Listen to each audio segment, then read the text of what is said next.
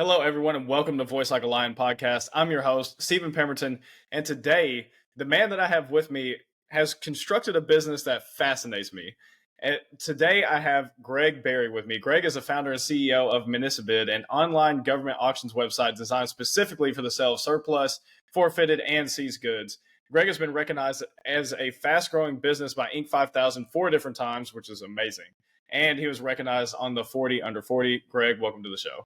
Thank you very much for having me, Stephen. Absolutely. So, Greg, I found you through LinkedIn, and when I was looking at your business, because I do a lot of business development. I've been in e-commerce for a long time, but I also have a lot of guests on the show who range from, like I said earlier, small to medium sized business, investors, some pretty large businesses. But what fascinates me about yours is unlike anything else I've seen. So, tell me, how did you even figure out or start getting into Municipid? Like, what was the fledgling state for that? Well, it kind of happened a few years before. So I founded Municipid in 2006. And kind of where it came from is that a few years prior to that, 2 years prior to that, I decided to run for a public office.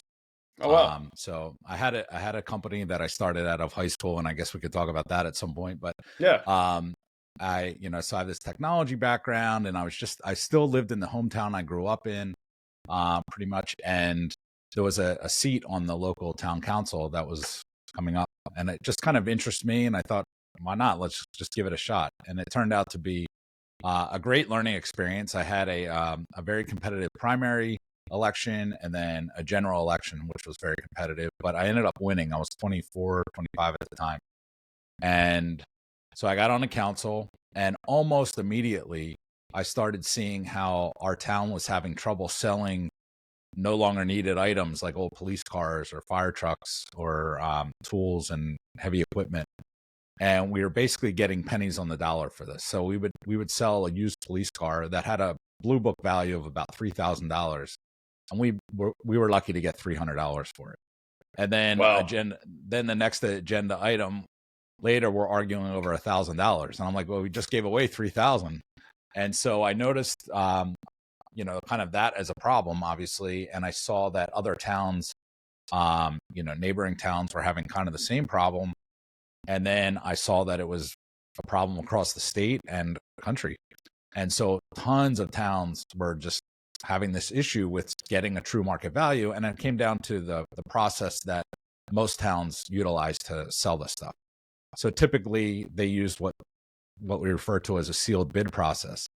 And they place a legal ad in their local newspaper, and they hope people see it. And the people that might be interested, they have to go down to the town hall, fill out a bunch of paperwork. They place one bid, and then that's it. And typically we'd have like two bidders, and we'd end up awarding the highest of the low ball bids that we received. And then, so we were just literally giving stuff away. And again, thousands of towns, tens of thousands of municipalities and government agencies across the country were having that same problem. And so I decided, with my technology background and kind of just being an entrepreneur and kind of problem solver, I put together this rudimentary online auction platform, and it kind of went from there. It was just good timing though in 2006, especially in Pennsylvania, where I was living, and in the town, in the state itself, they just passed this Electronic Bidding Law Act in 2006. So towns weren't really even allowed to sell their stuff online, so they couldn't use anything like eBay or Craigslist. And so it was just kind of good timing from that standpoint. Well, I hear that quite often where, I mean, having a great idea is amazing. It sounds like you had an amazing idea, but you also had good timing, because a great idea in the wrong time a lot of times it doesn't work out. But what fascinates me about the story that you just told is not only did you identify a problem, is you actually took action on the problem. Because you're already in a public office, you could have just hunkered down and just kept doing what you're already doing. You didn't need to handle that, but you saw a need in the marketplace and then you decided to solve it. So in the beginning, when you were creating that rudimentary platform, is what you were saying, when you first started getting people on there and first started getting sales, what were some of the things you ran into? Because I know as a business owner, we run into different obstacles along the way as we're growing. So what were some of the things that you ran into? Well, the biggest issue is convincing governments to try us. Mm. And then the second biggest issue was getting people to know about the auction items that these governments would list. So it took quite a while and a lot of convincing to just get another municipality to try it. My municipality that I was on a town council for, they couldn't use it. It would be a conflict of interest. So I had to get other surrounding municipalities to try it. And so we got one to try it. They listed a riding mower and they wanted to get like $100 for it or something. They just wanted to get rid of it. And they ended up selling it for $500 and they were thrilled with that. Then literally the next item was a different township and they had a used police car with a blown engine. And they were kind of just hoping to get like scrap metal value, a couple $100 for it. Well, And they called me and said, "Hey, something's wrong with your website." And I said, "Why? What's up?" And they said, "Someone just bid $2,800 on this."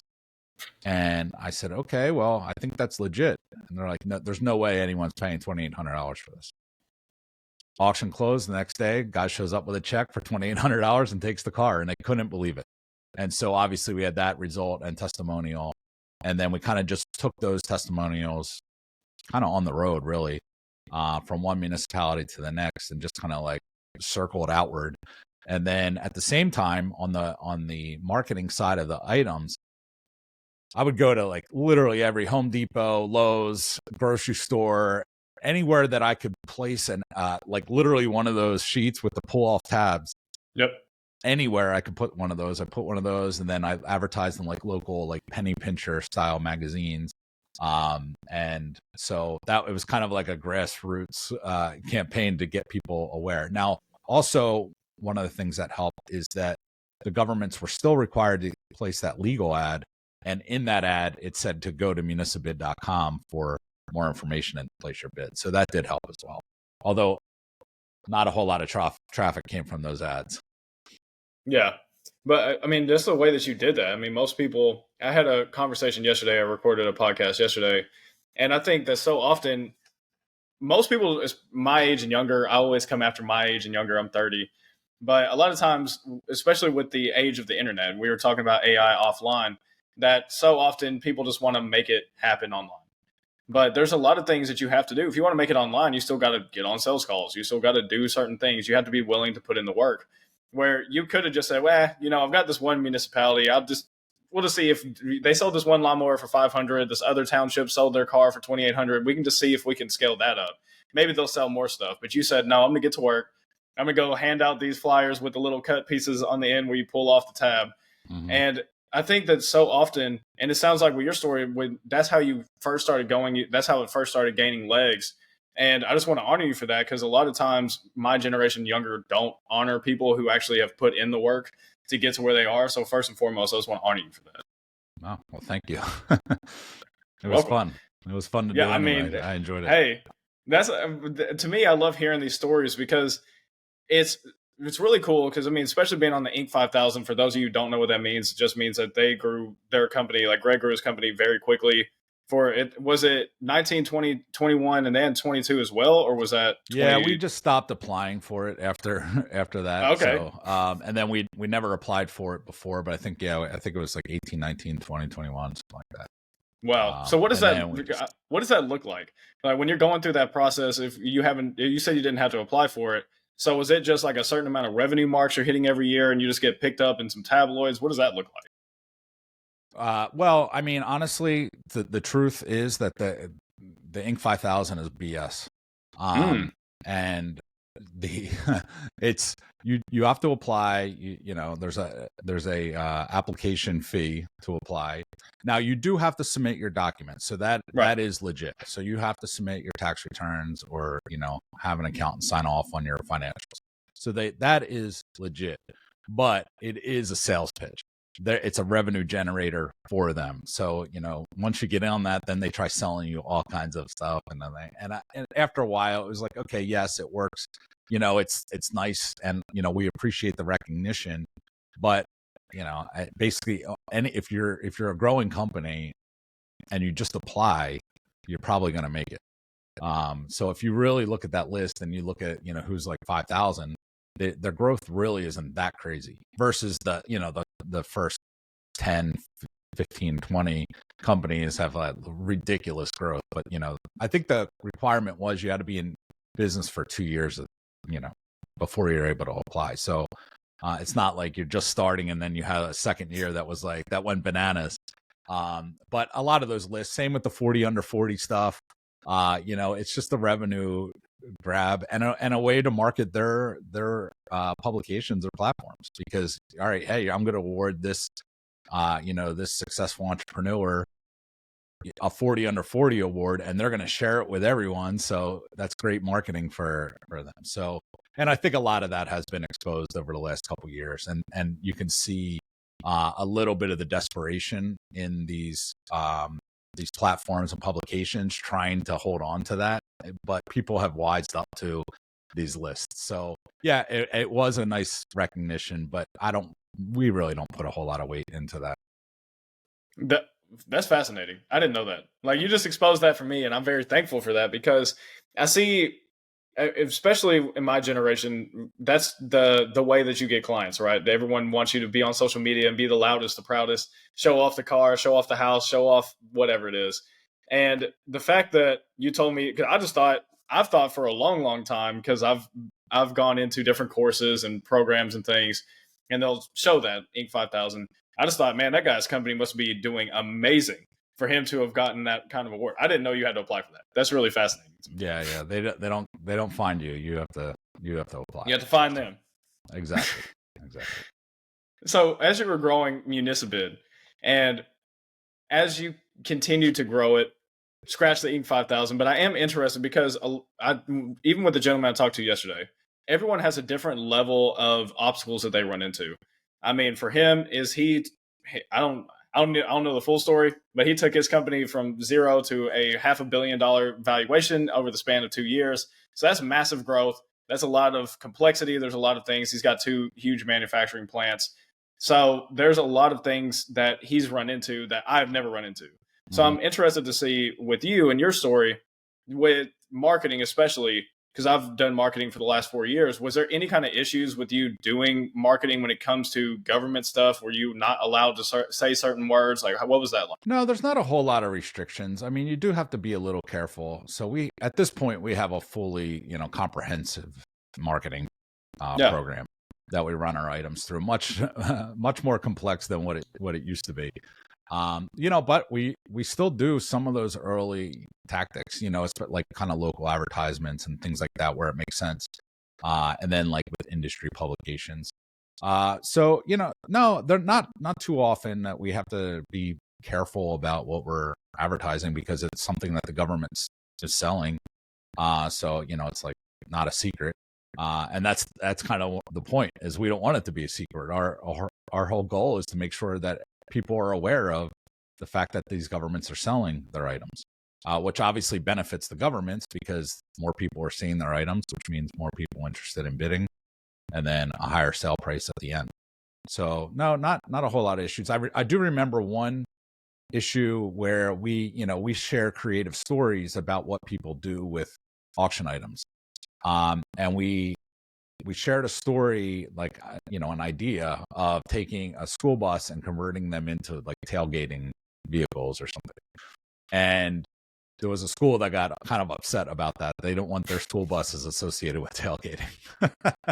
So we understood. It wasn't that big of a deal, but I get it from their standpoint. But not too many issues. Interesting. So take us back. I know you mentioned it right towards the beginning of the show, but you said that you had a business pretty much straight out of high school. What did that business look like? And how did you get into it? Yeah, that was an IT consulting company named IT Consulting. Very original. And it was one thing that was interesting. I was in high school or just when I graduated, and I went to buy itconsulting.com, and this was in 1998. And in 1998, basically, it was like $75 to register a domain, and you had to wait like 2 weeks to find out if you got it.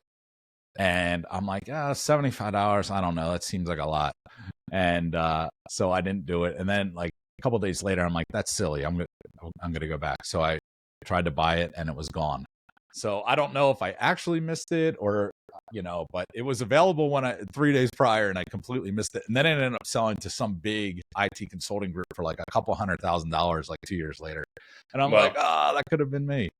But anyway, so I had a lot of opportunities in the IT world, in really from middle school to, throughout high school. And in high school, I had some great opportunities to work for a couple different companies. One, a larger pharmaceutical company where my mom ran the IT help desk. So I was able to kind of get an apprenticeship there. I was in an apprenticeship program in high school. And then I switched from that to a smaller company in my senior year, where I really kind of learned the ins and outs of, what it's like running a small business. And I kind of like that more than the corporate scenario where it always felt like you're having to climb this corporate ladder, and it was just a much bigger company, where I felt more comfortable and more suited in a small company. And so that kind of got my interest going. But at night, I was also taking some industry certification classes with Microsoft and a company called Novell at the time, and got these certifications that were like highly sought after. The professional adults were getting these certifications for work. So I was able to get these certifications, and by the time I graduated high school, I had real world experience, and I just always wanted to have my own business. So basically the day after I graduated, I started this IT company, which I ran until 2010. So I started Municipid in 2006, and then I sold the IT company in 2010. So I still went to college, and then I got more serious about and it was right before, the year 2000 Y2K stuff. So there was a lot of work. And so again, timing was good on that end, where I was like a little too young for the .com bubble. So that might've saved me from that. But I was right in line, right in time for all the work that was around, the Y2K stuff, which obviously ended up not even being a thing. So, yes. yeah. And, and then just kind of built that up to several hundred clients by the time I sold that in 2010. Well, I mean, that's actually very interesting how the skill sets that you built in high school not only served you in that business, but also has served you in Municipid. And there was something that you brought up. You were talking about work culture. I'm very much like you in that sense where, I mean, I worked in a corporate job for 5.5 years. I climbed the corporate ladder. But when you're climbing the corporate ladder, there's never really a top to it. Like, you're always chasing something. You're always trying to do something. And I just didn't really like it. And so when I left in 2020, of course, to go into my own business, been in business for the last 4.5 years. I mean, my wife and I have been doing it for 5 years, but I've actually been doing it full time about 4 years. But what's interesting with Municipid, and I'm curious, and even with the IT company, is how did you construct your work culture? Because it sounds like you didn't like the corporate setup. How did you build your work culture so people wouldn't experience the same? Well, I mean, it's kind of hard to say work culture because a lot of the IT company was just me. Like, I was just hustling, running around, and like, trying to do everything myself, which was a big lesson learned. And then when I started Municipid, I'm like, this is not going to be the case. Although it did take me several years to hire my first full-time person, but I had contractors and people that would actually call. Like, back then, if you said, your team, people just assumed that they were full-time employees. Now, we have a team of 50. Well, yeah, you have 2 full-time employees and a bunch of subcontractors and freelancers. Yep. So it's kind of like it's defined a little differently now. But so, I guess at the early days of Municipid, there was probably a team of 5, but it was all freelancers and contractors, developers, people that were working on some marketing stuff. But it was mostly just me for 5 years or so. And then finally brought on a full-time employee, which was great. And of course, I wish I would have done it sooner, just like every other entrepreneur says. But with that, though, the other thing that I really wanted to do was develop like a fully remote company from the start. And I didn't want to have to be tied down to any location. I wanted to have location independence and not have it matter. And obviously, having an online business is a little different, but it's still rooted in going to meet with governments, going to trade shows, and that sort of thing. So it wasn't completely like I can just be off in Europe or Asia, Right. while my business was running. Like I still had to be here, and be available to our customers. But now our culture is completely different. We have a team, which is amazing, and I'm extremely lucky. I feel very grateful for our team. They're just incredible. And we have a new hire as of last week, and our longest tenured employee right now has been here for 8 years. Wow. And so so it's been great. And a lot of companies talk about how like, oh, we're a family, but we actually are. Like we're that close, and it really is cool. We have each other's back. We support each other no matter what. We've seen so much professional and personal growth out of everyone over the years, which is super cool. But everyone has autonomy, has flexibility. I trust people, and even the person who started last week, I trust him. He's a professional, and I kind of have to remind him because he's coming from cultures where it's like micromanaged and everything. There's not a whole lot of trust. And I said, look, just go for it. Do your thing. This is why I hired you. And that's kind of the attitude I have with everyone. And hey, if you have to go to a doctor's appointment or check out for a couple hours or whatever, just let someone know and just go. Like we're not a butt in chair company. We're about results, and we're task driven, and so that's why we have the flexibility, and giving our team the autonomy to do their jobs has been super helpful. And that's the way it's been since our first teammate. That's really good. I love that. That reminds me of a story from the book The Founders. So The Founders is a book about PayPal, the construction of it, how on all the founders and their backstories. But what's fascinating is they talked about how, I think it was Confinity, because Confinity and X merged and they became X, or became PayPal, all that stuff. But with Confinity, the founders of that company, they would hire somebody, and one of the old employees talked about it. It's like they hired me, and then they said, hey, you got this, and then they just let me go. And he said, I'd never been in an experience like that, and they just trusted me. He said they gave me full access to the entire mainframe day one. He said I could have taken down the entire server at any time. It's like, but they trusted that they made the right choice. And he said, I worked with them for a decade. So I love how you've done that, because it's always baffled me with corporate America, how it is just very butt and seat. And it's like, but you're not actually getting good work out of them. I mean, for your company, you're going to get much more efficient work because they know that they have autonomy. If they need to go pick up their kid because their kid is sick, they can go do that. If they need to do something, they have flexibility.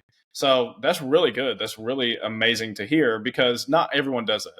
There's plenty of companies that they don't do that. They just want you to work as hard as possible for as long as possible because they think that that's the way you're going to get the best results. Yeah, everyone feels accountable to everyone else, like organically. It's not like it's something we try to like hammer home or whatever. It's just the way our culture is, and I love it. And I wouldn't really have it any other way. I just can't imagine treating people the way I see some employees being treated at other companies. I feel really bad for them, because I'm like, there's other companies like us that are out there, like we're definitely not the only ones. I don't know how many I mean, we're just such a unique business to begin with. And, and maybe that's not the case. Maybe companies aren't a lot like us, but it seems like it's the right way to be in business. I just can't imagine treating my employees the way some of these other companies treat their employees. There was a big company, it came out, there's an article a few weeks ago that they came out, and they're a multi-billion-dollar company, and they said, we're never coming back to the office. And they said, because we want to give our employees freedom. We want them to be able to go work on the beach if they want to. It's like, we trust our employees. Why do we need to have them in the office? And why do I need them to work from a certain time to a certain time? If they get the job done, they get the job done.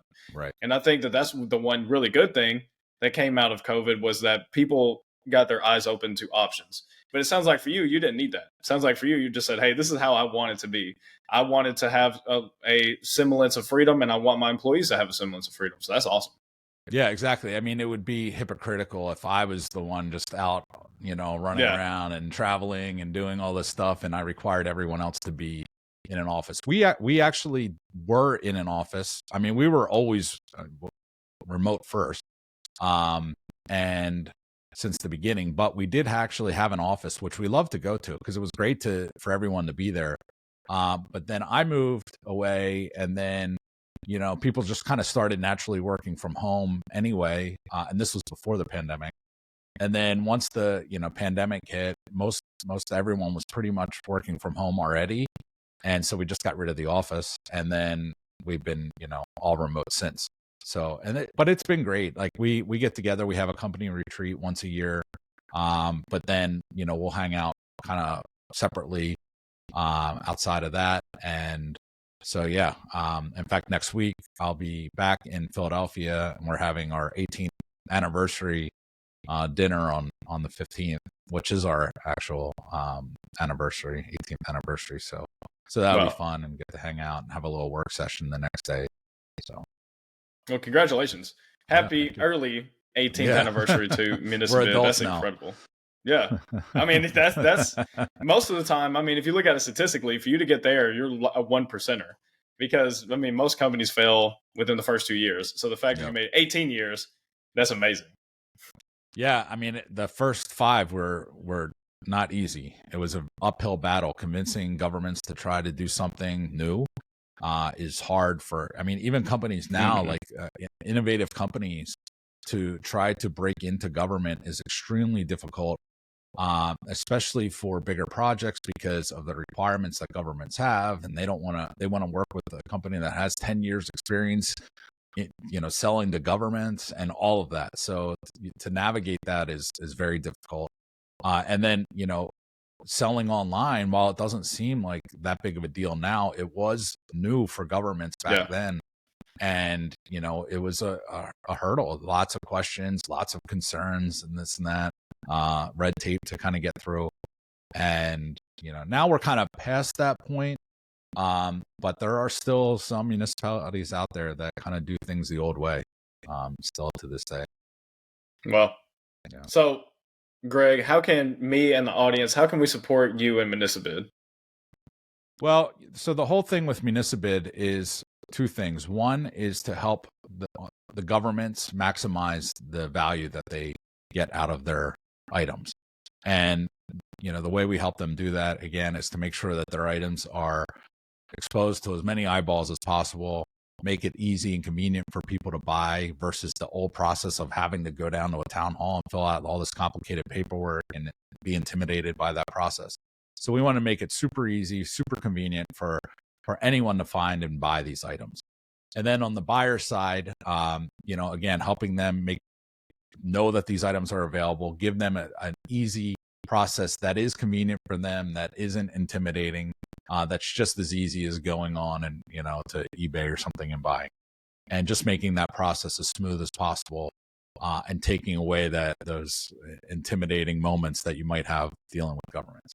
And so we have 6,000 governments and growing. We're still to this day bringing on 50 governments a month that are switching over to us, which is astonishing to me. Like, I would never, if you would have told me that 10 years ago, that in year 18 we would be bringing that many governments on per year, is just mind blowing. I would have never believed it. So, so we continue to grow across the country. We're very big in the Northeast, Midwest, and then scattered throughout the country. And we're just kind of like filling in those empty areas right now. So, I mean, I guess the best way to kind of support us is to take a look at Municipal, and maybe there's something interesting that you might find that you'd want to buy for, kind of for your own use, or a project that you're having. We sell a lot of ambulances and school buses that are converted to RVs, and there's all kinds of interesting use cases with what people do with items. So there's something for everyone. So it is open to the public. Anyone 18 or older in the US or Canada can place bids and buy, and governments, basically state governments, counties, and then local municipalities, cities, towns, townships, boroughs, that kind of thing. And then school districts and universities are the ones that are selling on Municipal.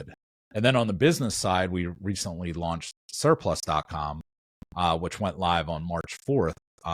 Basically a launch to our existing Municipal customers who are businesses. So that's a whole other project that we're working on now. So we'll see how that goes, but so far so good.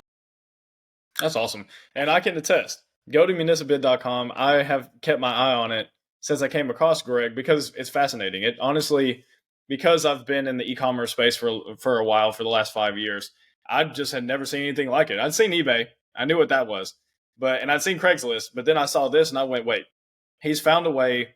He's created a platform. He found surplus. I called it surplus at that time, which is interesting that you have that company.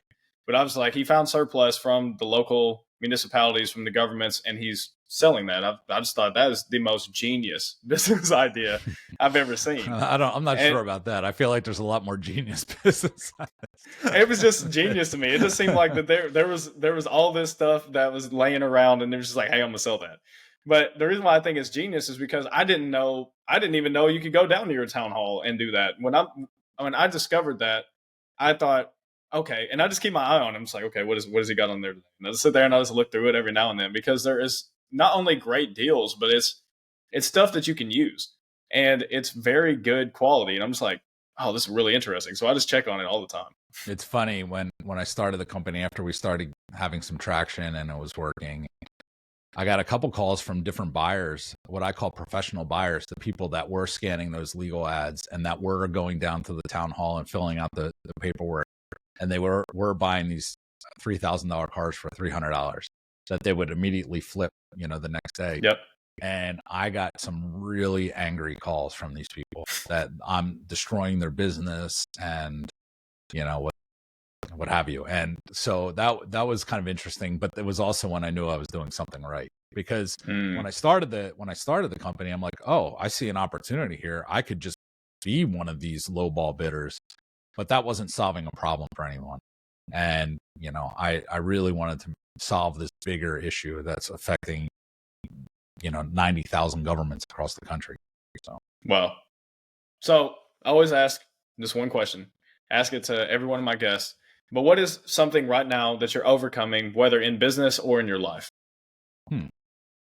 Well, I mean, so the launch of Surplus is kind of top of mind right now, which is what I'm working on mostly these days. And so, like I said, we launched to our existing customer base who are businesses on the buyer side of Municipid. And now it's kind of trying to figure out how we navigate to get the word out to businesses all across the country in various different categories for that. So it's a challenge when you're looking at the sheer volume or sheer number of businesses. There's like 30 million businesses in the U.S. Now, not all of them are obviously the right fit for Surplus, but identifying those that are, again, kind of making sure people know about those items that are for sale, getting people to list things for sale. So it's a very different ball game from Municipid, but the one advantage that I have, not only our team, but we have actual existing customers. When I started Municipid, we had 0 buyers, 0 sellers. And so now we have, at least a customer base to work with. And so that's been great to be able to get feedback, early feedback, so that we can, adapt quickly to things that we need to change and improve. So that's been helpful. But yeah, it's funny because starting yet another business, I'm 44 and, I'm excited for it, but I forgot how challenging it is to get going. Yeah. I mean, but you're starting it right. Like you've been through with Municipid and with your IT consulting business, you've been through a lot. So you understand that at least now you're coming in, you have the client base and you're getting quick feedback loops, which is incredible for a small business because usually when you start one, I'm preaching to the choir right now, I know, but when you start one, it takes a little while. Once you get your first client, then you start getting feedback and then you can reiterate. But because you already have them, you have these feedback loops that happen faster so you can make improvements quicker. Like where you guys will be in a year is going to be wildly different than where you're at right now because you will have had so much feedback, so much reiterations. It's going to be cool to see. Yeah, it's definitely a benefit to have an existing customer base. It just allows us to move faster.